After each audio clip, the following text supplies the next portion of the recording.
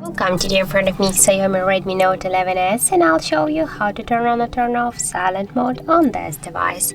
So first you should just open here the notification panel, and here you will see on the left the upper corner the mute icon.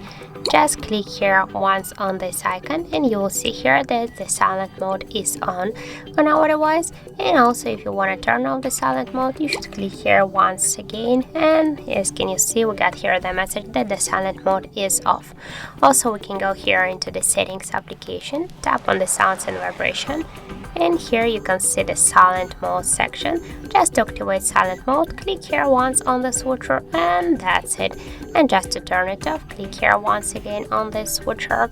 And if you want to silence the media in silent mode, by the same way, click once on the switcher to activate it, and the second time to turn it off. So that's it. Thank you for watching, and if you find this video helpful, don't forget to leave a like, comment, and to subscribe our channel.